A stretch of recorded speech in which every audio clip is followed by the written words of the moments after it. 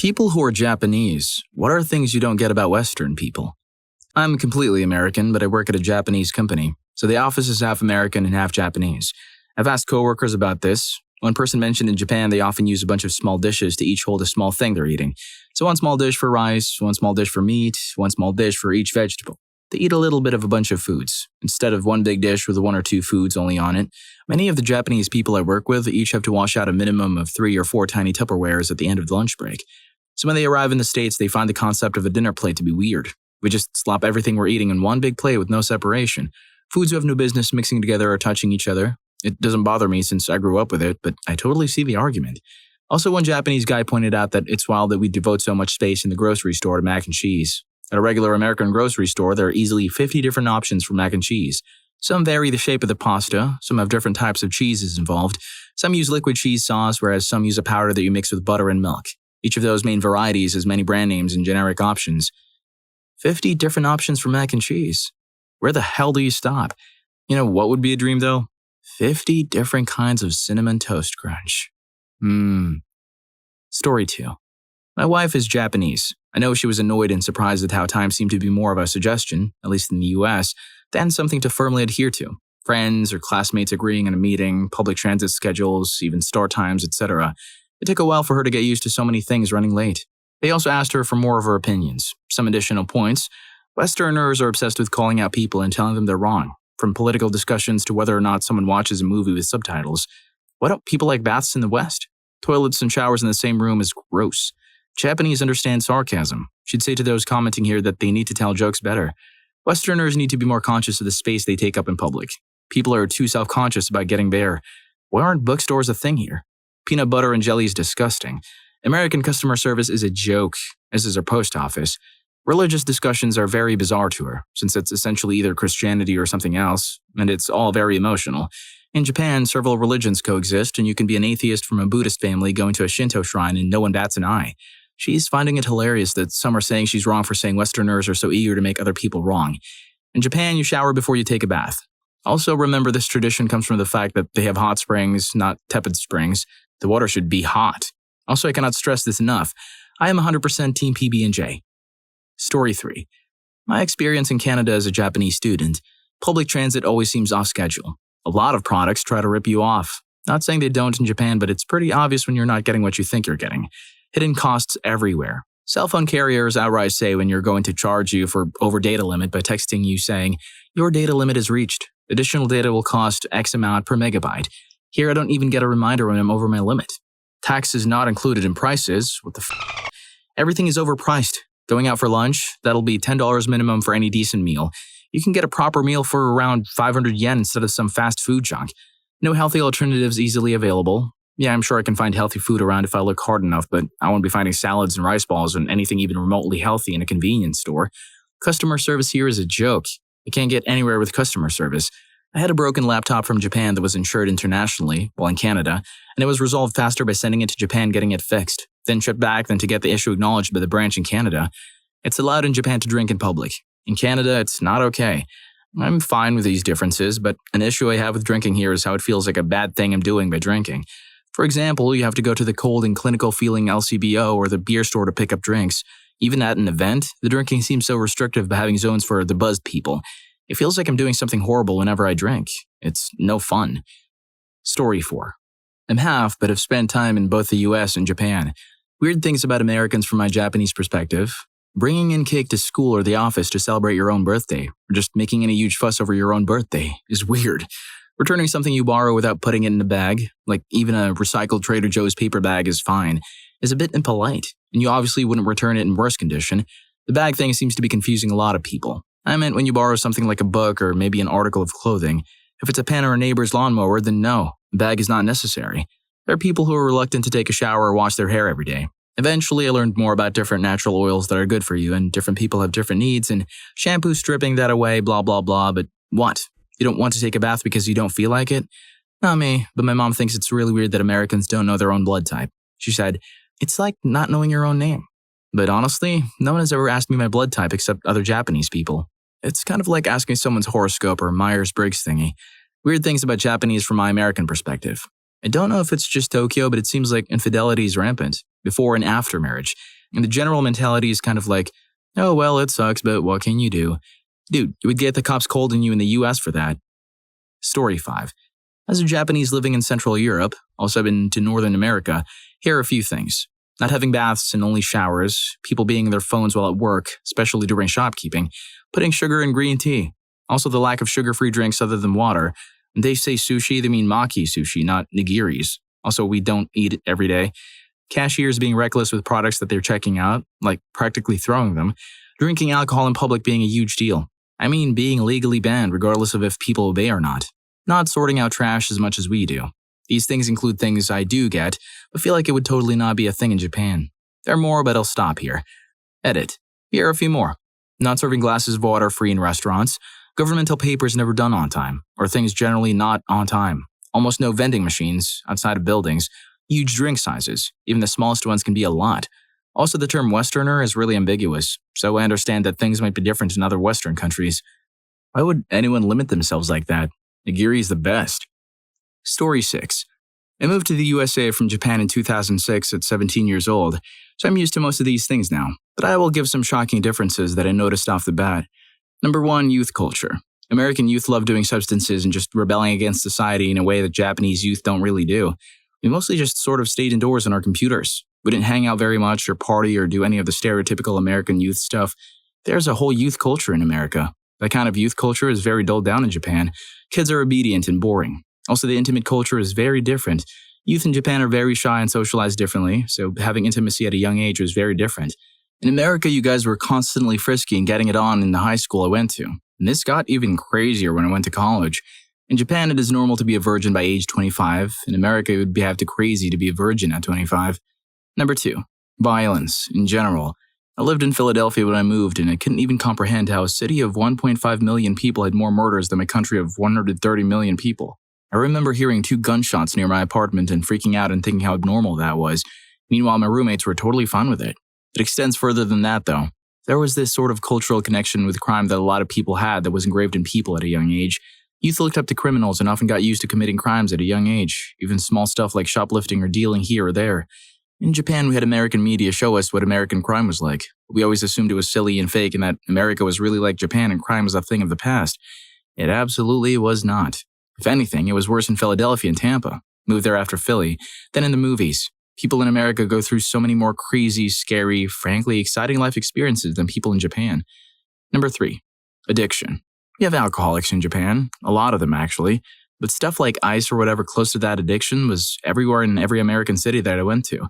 I remember in high school, kids were taking MDMA and snow and other substances when I went to parties, and I thought that was crazy to do stuff like that. That was reserved for only the worst of the worst, but in America, doing substances like that was very common. There were entire neighborhoods in Philadelphia which were destroyed by that. It was a much bigger issue than I realized before I went. Number 4, inequality. The bottom 30 to 40% of Americans live in a state of despair and poverty and violence that simply doesn't really exist in Japan. Even our poorest people often live normal lives to an extent. They aren't struggling to even see a doctor or live in dilapidated apartments in gang-ridden cities. This part always shocked me, because I always assumed Americans were rich, but there are deep-rooted economic problems which are shocking in America. There are other issues I can go over, but these 4 were the 3 that really stuck out to me. Problems like that, we just don't have them in Japan. Not even on 1/10 the scale of how it happens in America. It was stuff we always assumed was in third-world countries. People in America lead sort of strange, free lives. The social restrictions of Japan are so rigid that the things I described wouldn't happen there. But in America, people live these kinds of crazy, interesting lives. The average American youth in Tampa and Philly lived a life filled with adventure and danger and thrills, at least compared to how Japanese youth lived our lives, which was a very low standard. All I can say is it's always sunny in Philadelphia. Now, whether you're from Japan or from the West, I'm sure of one thing. You'd love my content. So if I were you, you better hit the like button and subscribe to the channel. Story 7.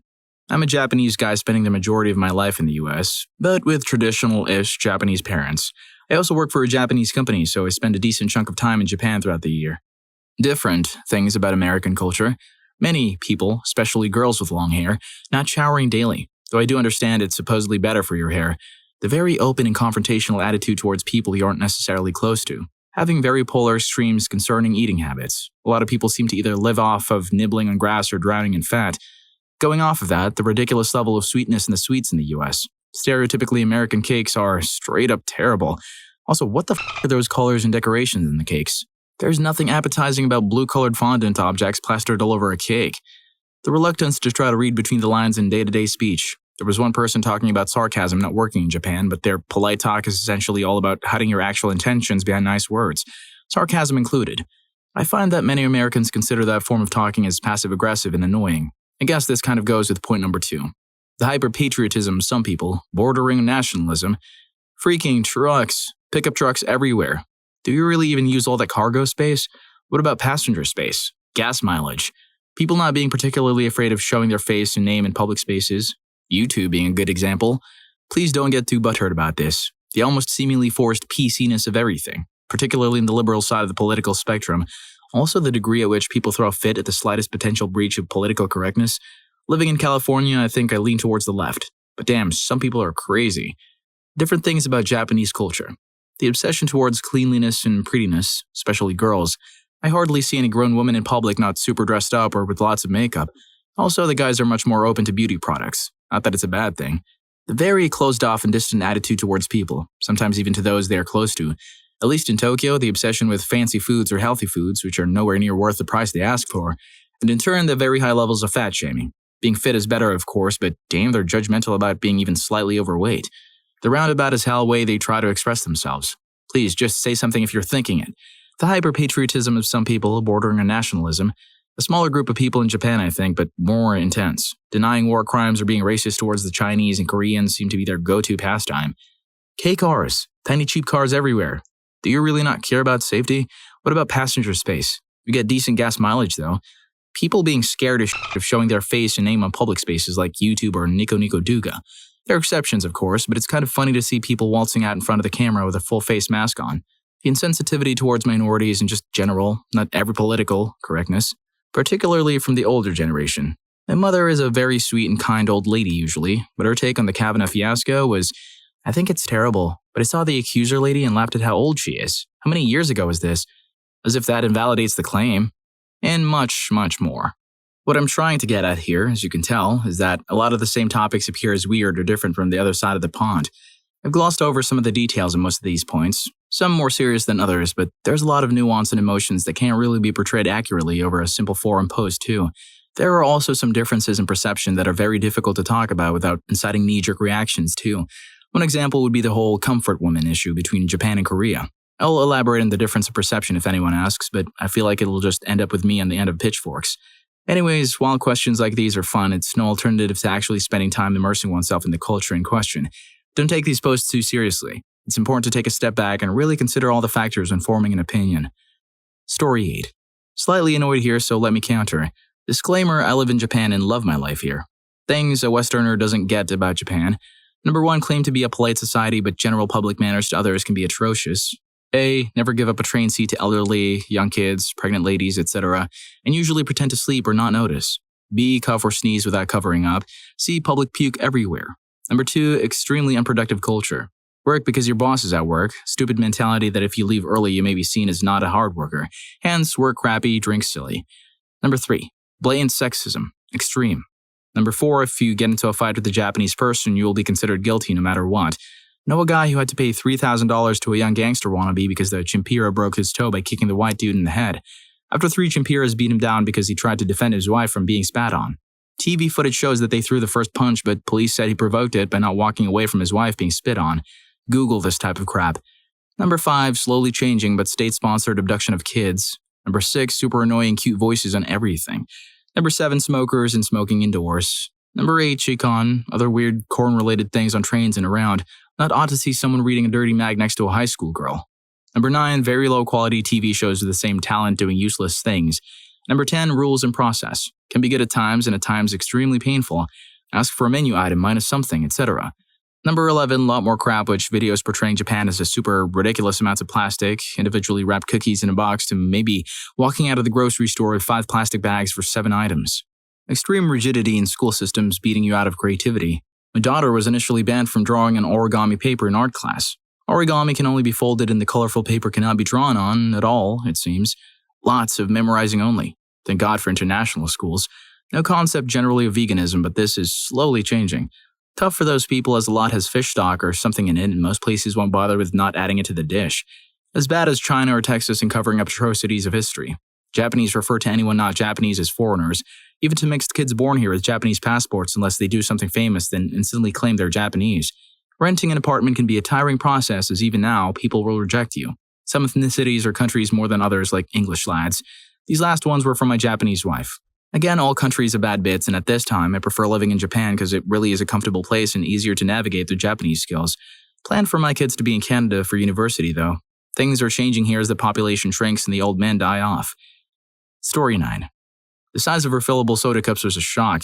Just when I thought drink cups couldn't get any bigger, a super big gulp came out, then double gulp, and as if that wasn't enough, extreme gulp cups.